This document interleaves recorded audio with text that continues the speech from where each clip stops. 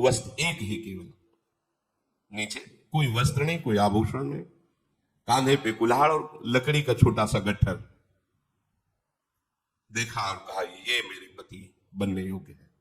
मंत्रियों ने कहा तुम्हारा इस समय विवेक काम कर रहा है, आप देख रहे कौन है?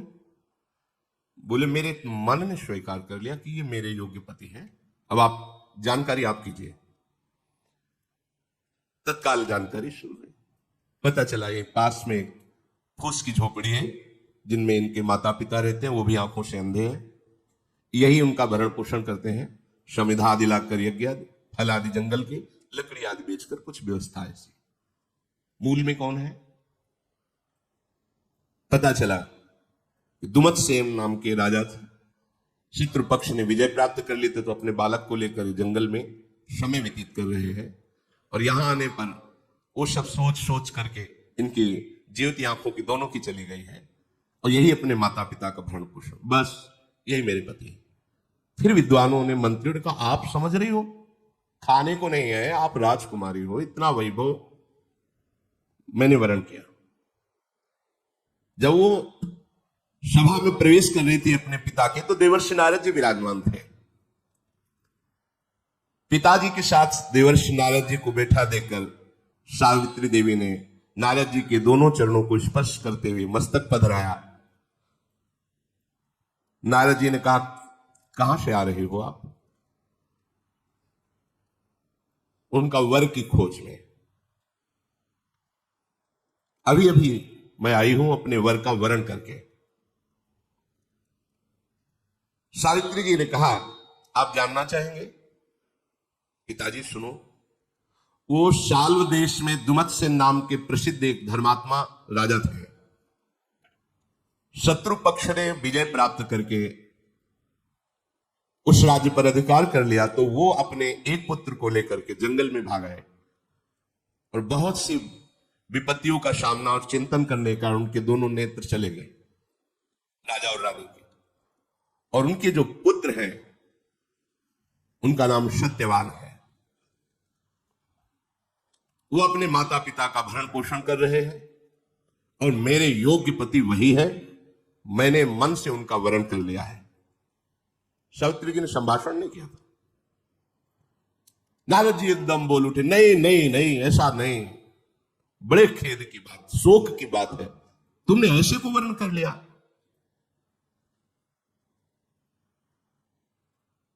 तो सत्यवान जी की बात सुनकर जब नारद जी ऐसा बोले, उनके पिता ने कहा क्यों?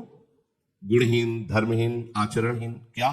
उनका नहीं नहीं, राजकुमार का सत्यवान नाम इसीलिए त्रिकाल में भी कभी झूठ नहीं बोलते, ना उनके माता पिता सत्य और धर्म का आचरण कभी छोड़ते हैं, इसलिए उनका नाम सत्यवान रखा गया है। राजा ने कहा देवर्षि, फिर आप एकदम चौंक क्यों पड़े? जब ऐसे सत्यवान है तो आप ऐसा? नारद जी ने कहा वो सूर्य के समान तेजस्वी है, बृहस्पति के समान बुद्धिमान है, और इंद्र के समान वीर है, पृथ्वी के समान क्षमाशील है। तो फिर महाराज आप एकदम आश्चर्यचकित होकर नहीं नहीं क्यों बोल पड़े?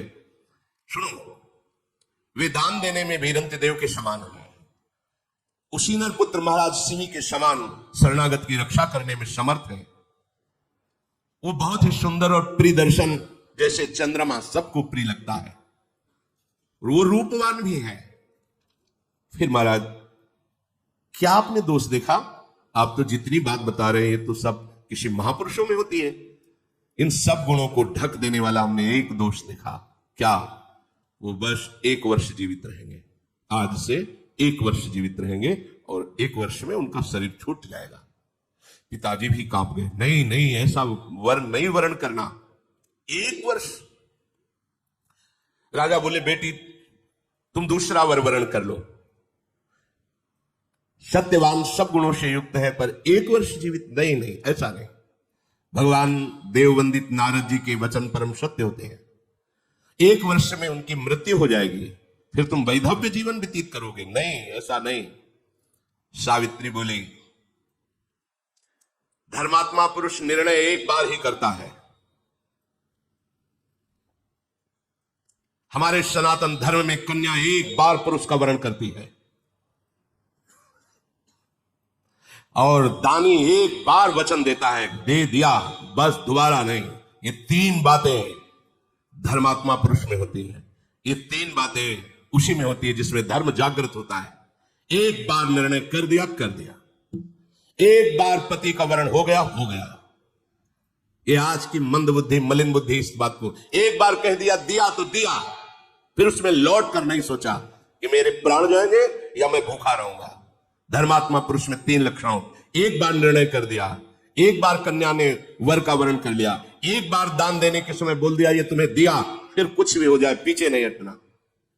अब अल्पायु हूं या शतायु हूं, गुणवान हो या गुणहीन हो, मैंने एक बार सत्यवान को पति रूप से देख लिया। सत्यवान को भी पता नहीं, बस सत्यवान ही मेरे पति रहेंगे, चाहे 1 वर्ष हो या 1 दिन हो। यह है धर्म। मैं जो मन से निश्चय करती हूं वही वाणी से बोलती हूं और उसी को क्रिया रूप में परिणित करती हूं। और यही सत्य धर्म में चलने वाले की पहचान है। वाणी, मन और क्रिया एक ही होनी चाहिए। मन में कुछ और, बोल कुछ और रहा है, क्रिया कुछ और है, ठीक बात नहीं है। नारद जी ने कहा, धन्य हो, धन्य हो, धन्य हो देवी, तुम्हारी बुद्धि धर्म में स्थित है, इसलिए अब किसी के सामर्थ्य नहीं कि तुम्हें धर्म से कोई हटा सके।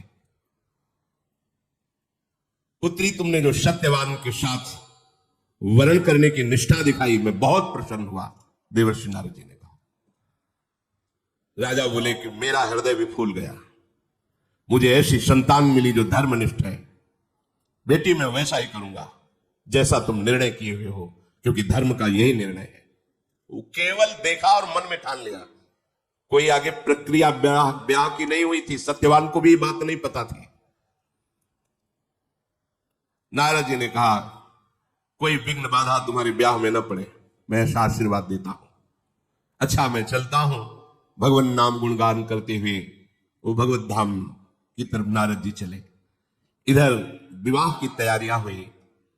युधिष्ठिर, अश्वपति ने बड़ी प्रसन्नता से ब्याह की सामग्री एकत्र करवाई। फिर बड़े बूढ़े ज्योतिषाचार्य, विद्वान, ज्ञानी ऋषिजन, ऋत्वजन, पुरोहित जन, इन सबको और बहुत सी भोग सामग्री, बहुत सी धन संपत्ति साथ में ली और उसी तपोवन की यात्रा की जहां सत्यवान जी रहते थे। वहां आश्रम के निकट पहुंच करके सब सवारियां रुकवा दी और नंगे पैर होकर के अश्वपति, जो सावित्री जी के पिता थे, पाग हटाकर, सर का पाग और चरणों की पादुका ये हटा करके, ये सबसे बड़ा सम्मान होता है, ब्राह्मणों को आगे करके वहां गए। तो वहां देखा नेत्रहीन राजा और रानी, सत्यवान के जो माता पिता हैं, एक साल वृक्ष के नीचे बैठे नाम जप कर रहे हैं। कुशा की चटाई है, जंगली कुशा की। अश्वपति ने जाकर के उनका पूजन किया, प्रणाम किया, फिर परिचय रखा, मैं अश्वपति हूं, अर्घादि के द्वारा आपकी आराधना कर रहा हूं। वेद मंत्रों के ज्ञान करने वाले ब्राह्मणों के द्वारा स्वस्थ वाचन कराकर बहुत सी गौएं और संपत्ति आपको समर्पित करता हूं। इसका उद्देश्य है कि आपके पुत्र सत्यवान को मैं अपनी पुत्री समर्पित करता हूं। हे धर्मज्ञ, इस सावित्री नाम की मेरी तेजोमयी देवी स्वरूपा कन्या है, इसे आप पुत्र वधू के रूप में स्वीकार करें। वो बूढ़े जिनके नेत्र नहीं अंधे हो गए थे, वो बोले, महाराज क्या देखकर विवाह कर रहे हो? वैसे मैं भी राजा ही था, पर राज्य भ्रष्ट हो चुका हूं, छिन चुका है राज्य। यहां तो भरपेट भोजन की भी व्यवस्था नहीं है, और आपकी कन्या राजकुमारी, आप खुद कह रहे हैं देवी है, तो उसके पालन पोषण के लिए मेरे पास कोई सामग्री नहीं। इस वन में, इस झोपड़ी के सिवा क्या है? कैसे वो रहेगी? इसलिए आप विचार कर लीजिए। अश्वपति ने कहा, महाराज सुख और दुख ध्यान देने योग्य बात है। सुख और दुख, संपत्ति और विपत्ति तो आती जाती रहती है। मतलब कन्या पक्ष को वर का क्या देखना है? वो धर्मात्मा है, शीलवान है, वो सही ढंग से चलता है कि नहीं। भले गरीब है आज, तो कल धनी भी हो सकता है, लेकिन वो व्यभिचारी है, नीच आचरण वाला, हिंसात्मक स्वभाव वाला, आज धनी है तो एक दिन दरिद्र हो जाएगा। ऐसी जगह कन्या सुख प्राप्त नहीं करती। जो व्यभिचारी प्रवृत्ति की, चाहे कन्या हो या पुत्र हो, ये फिर निष्ठाएं नहीं होती, पवित्रता नहीं होती, का वो परिवार सुखी नहीं रहता, जलते रहते हैं। मैं इस बात को अच्छी तरह जानता हूं कि सुख और दुख, संपत्ति और विपत्ति ये आती जाती रहती है, ये कोई स्थायी बात नहीं। आज गरीब है तो कल महान हो सकता है। यदि धर्मात्मा है, धर्म से चलता है, तो वो खास बात मेरे लिए है, सावित्री के पिताजी का। और वो सब सत्यवान में मैं देख रहा हूं। मैं बड़ी प्रार्थना करता हूं, आपकी शरण में हूं, आप मेरी पुत्री को स्वीकार कर लीजिए। मैंने सुना है धर्मात्मा पुरुष शरण में आए हुए को वापस नहीं करते, इसलिए आप बड़ी दैन्यता से बात कर रहे हैं। आप ऐसा ना कहें कि आप राज्य से च्युत हैं। आप ऐसे धर्म को धारण किए हुए हैं कि एक राजा का भी सम्मान छोटा पड़ेगा यदि आपको दिया जाए, क्योंकि धर्म आप में विराजमान है। मैं तो आपकी शरण में हूं, आप इतने महान हैं। नाम जप करते हुए वनवास कर रहे हैं। बस मेरी इच्छा है मेरी कन्या आपकी सेवा में रहे, आप पुत्र वधू रूप में ग्रहण कीजिए। दुमत सेन वही जो नेत्रहीन सत्यवान के पिता है, उनका महाराज यदि ऐसा भाव आपका है तो मैं अपना सौभाग्य समझूंगा कि आप जैसा धर्मात्मा राजा और सावित्री जैसी देवी हमारी संबंध में आएंगी। किंतु मेरी बात फिर ये समझ लो कि मेरे पास कोई सुख सामग्री नहीं है जिससे मैं आपकी पुत्री को, यहां आश्रम में ब्राह्मण जन आते रहते हैं, कंदमूल फल से उनका स्वागत हो जाता है, मेरा पुत्र लाता है उनका। महाराज आप इसकी चिंता न करें, बहुत सी सामग्री, बहुत सी भोग सामग्री समर्पित की और विद्वान ब्राह्मण साथी थे, मंत्रों के द्वारा विधि पूर्वक सत्यवान और सावित्री जी का पाणी ग्रहण हुआ। सत्यवान जी को बड़ी प्रसन्नता हुई देवी सावित्री के पाणी ग्रहण करने से, और सावित्री जी को अपार सुख मिला कि ऐसा धर्मात्मा पुरुष मेरा पति बना। पिता के जाने के बाद इस सावित्री जी ने पिता के द्वारा दिए हुए सारे आभूषण सब बांट दिए ब्राह्मणों को। जैसे मेरे पति और ससुर रहते हैं मैं वैसे ही रहूंगी, अपने पिता की वस्तुओं का भोग नहीं करूंगी। इनके पास जो सुविधा है उसी से, यह है धर्म, यह है धर्म कि अपने पिता के वैभव को दिखाकर पति गरीब है तो उसको हर समय नहीं, जैसे मेरे स्वामी हैं मैं उन्हीं के। सियाजू ने भी यही कहा था कि मुझे जनकपुर का वैभव या महाराज चक्रवर्ती सम्राट दशरथ जी का वैभव, प्रभु आप के जहां चरण वही हमारे लिए सुख सैया है आपका।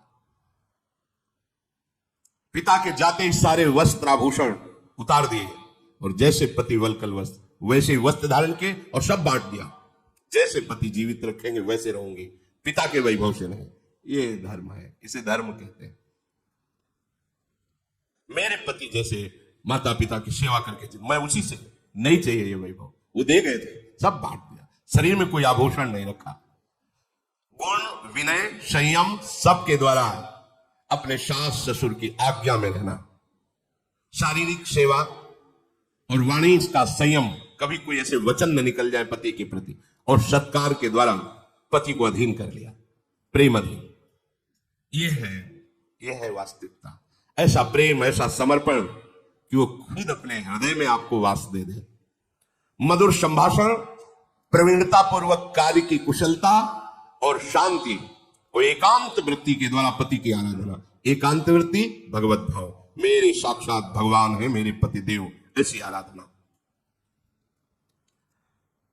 बाहर से सब करते हुए अंतर से गली जा रहे थे। आज का भी दिन व्यतीत हुआ, आज का भी दिन व्यतीत हुआ। 1 वर्ष, जिस दिन नारद जी ने बात की थी उस दिन से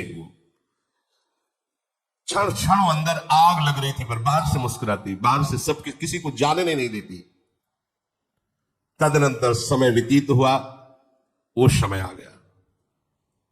सावित्री जी एक एक मिनट की गणना, एक एक पल की गणना कर रही थी। नारद जी के बताए हुए समय से निश्चय हो गया कि आज के चौथे दिन मृत्यु हो जाएगी मेरे पति की।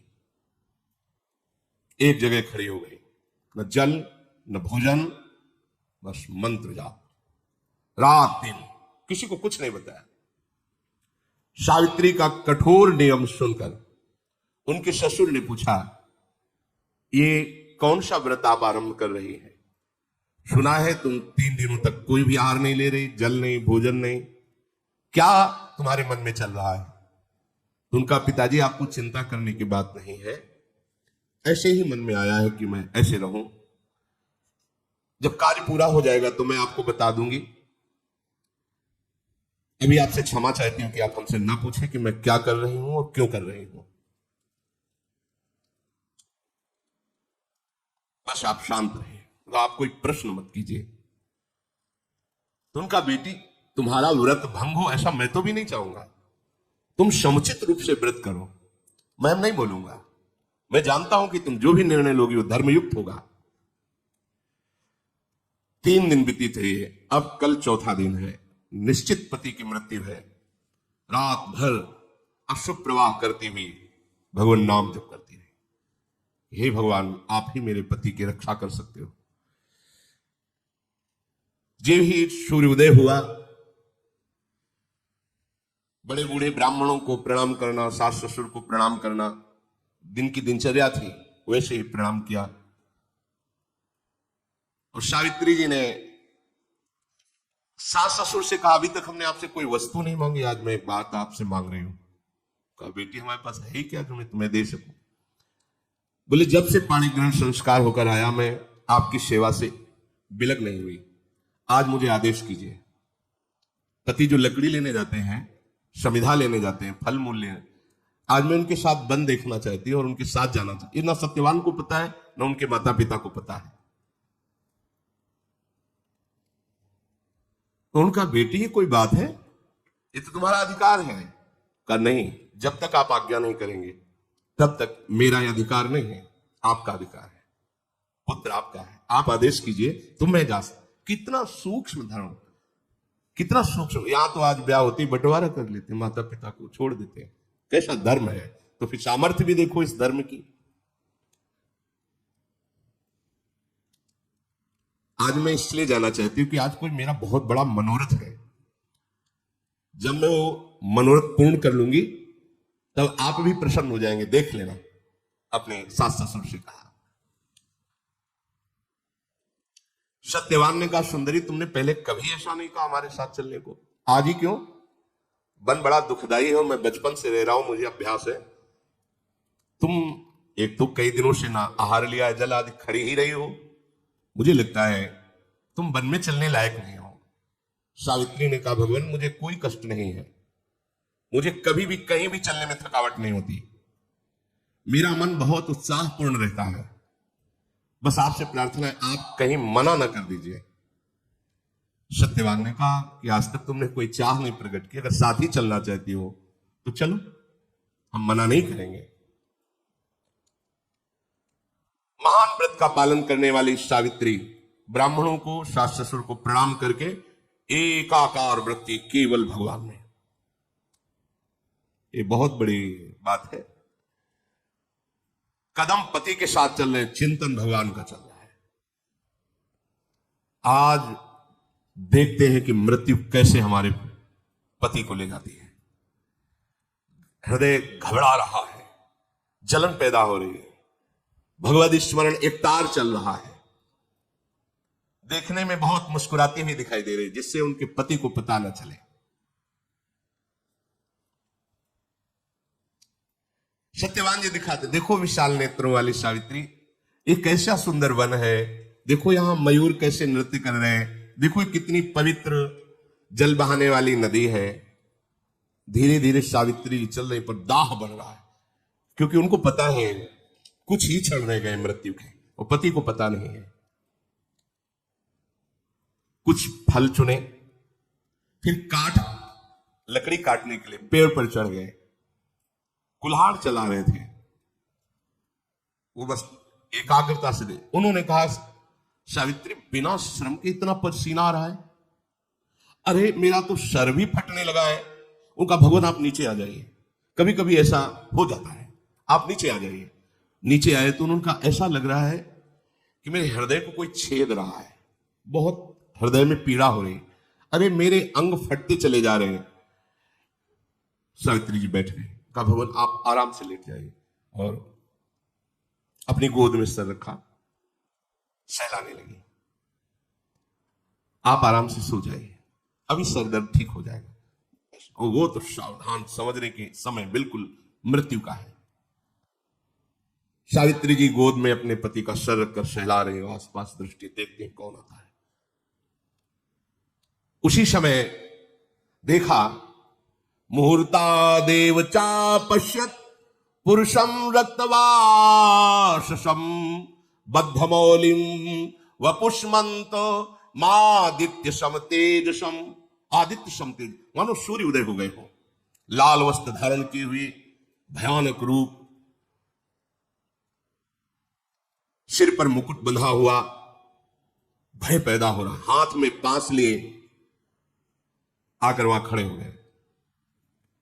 सावित्री जी ने देखते ही पति का सर जमीन पे रखा और भूमि पर प्रणाम किया, माथा टेके, और हाथ जोड़कर कहा, मैं समझती हूं कि आप कोई देवता नहीं है, लोकपाल है, क्योंकि इतना तेज लोकपालों में ही होता है। अगर आप उचित समझे तो हमें अपना परिचय बता सकते हैं। पतिव्रता से सावित्री तथैव च तपोन्विता, तुम पतिव्रता हो और तुम आत्मबल से युक्त महान तपस्विनी हो, इसलिए मैं तुमसे वार्तालाप कर सकता हूं। तुम मुझे लोकपाल यम इस नाम से मेरा परिचय दिया, मैं यमराज हूं। तुम्हारे पति की आयु समाप्त हो चुकी है, इस पास में बांध करके अभी मैं उनको यहां से ले जाऊंगा। सावित्री जी ने पूछा कि मैंने तो सुना है यमदूत आते हैं, पर आप यहां स्वयं पधारे, दूत नहीं आए, ऐसा क्यों? श्रूयते भगवान दूतास्तवागच्छन्ति मानवान, मनुष्य को लेने के लिए तो यमदूत आते हैं। ने तो किल भगवान कस्मात, आप स्वयं आए, स्वयं प्रभु। भगवान यमराज ने कहा कि जानती हो, ये तुम्हारा पातिव्रत धर्म और भगवत चिंतन का प्रभाव है कि मेरे दूत तुम्हारे सामने प्रकट ही नहीं हो सकते, क्योंकि महाभागवत ये भी है, महाभागवत 12 महाभागवतों में ये यमराज जी आते हैं, जिनको धर्मराज भी कहा गया है। मेरे दूतों की योग्यता ही नहीं कि आ जाए, इसलिए मुझे स्वयं आना पड़ा है। तत्काल सावित्री जी ने देखा कि उस जीवात्मा को यम पाश में बांधकर, क्योंकि वो दिव्य दृष्टि संपन्न हो चुकी है, बहुत विवश कष्ट पूर्वक शरीर से वो जीवात्मा निकल रही, सांस रुक गई, चेहरे का रंग बदल गया, पति को यमपाश में बंधा देख रहे, दक्षिण दिशा की ओर चल पड़े यमराज जी। सावित्री जी पीछे पीछे चल पड़े। परम सौभाग्यवती, व्रत नियम भगवद स्मरण, अबाध गति, कहीं भी जा सकती है। धर्म का बहुत बड़ा बल होता है।